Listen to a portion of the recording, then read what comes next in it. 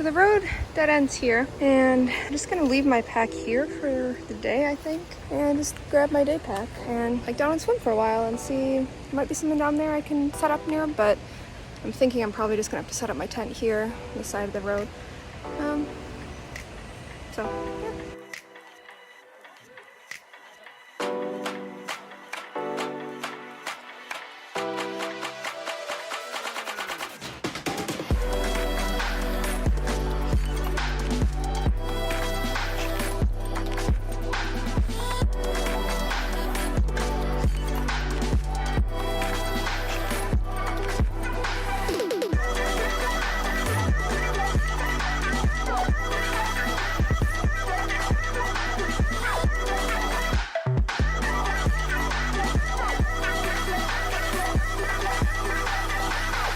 I'm very much enjoying this part of the trek, just relaxing at this waterfall.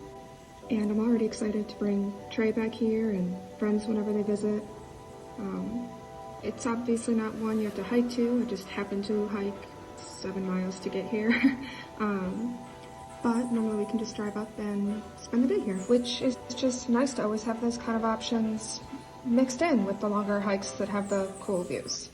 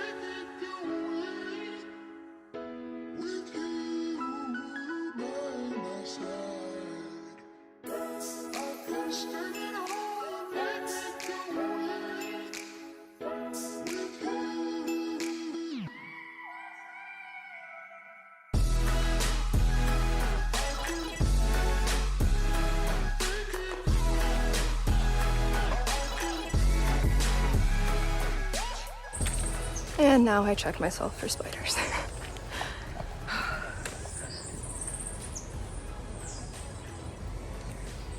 Also, here's my cup.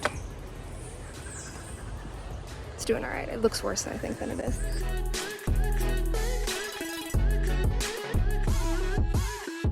Oh, he's such a sweet bug. Good morning. Hi. Alright, I have just left the waterfall and I'm on my way back to the marina right now. It looks like it's about 20 miles away, so I'm hoping I can find some rides along the way and not just have to walk the whole thing. But road walking is better than sand walking, so I'll take that. For those who are newer to my channel, I hitchhike a lot for my transportation, mostly just because it's the cheapest way to travel.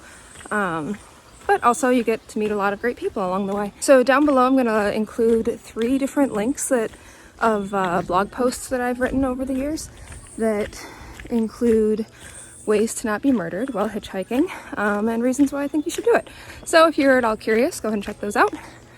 And I will also show you if I'm able to find some rides along this way.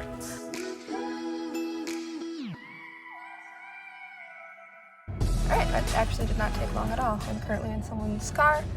They've run into the gas station really quick to grab something to drink and to get gas, and then we'll be on our way. Like I said, it's a great way for traveling. It's inexpensive, and you get to meet great people. This guy that I've just met has done different guiding and stuff around the island, and lived in Florida for a few years, and his sister is actually living where I grew up, which is interesting. So yeah, it's always cool just to get to know people and get to know a little bit about their life and see the world from their perspective, and that's something I think is a great perk of hitchhiking, so I suggest it. Not only Rio Grande, it's Canóvanas, Rio Grande, Luquillo, Fajardo, Ceiba, Naguabo, and Juncos. So this is Ricky Lopez. He just finished giving me a ride back. He has a company here where he does different tours and guiding and everything. So if you're coming to the island, I'm going to put his information down in the video below, and you can check it out. What was the name of it again? Ricky Lopez, Montaña Explora. Montaña Explora. So keep an eye out for that.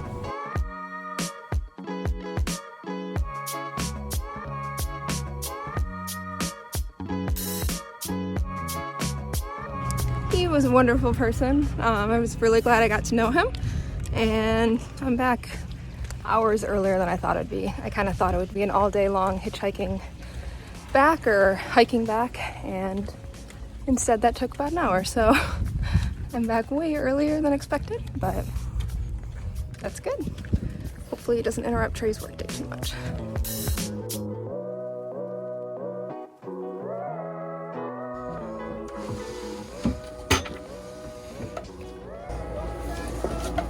Thank you.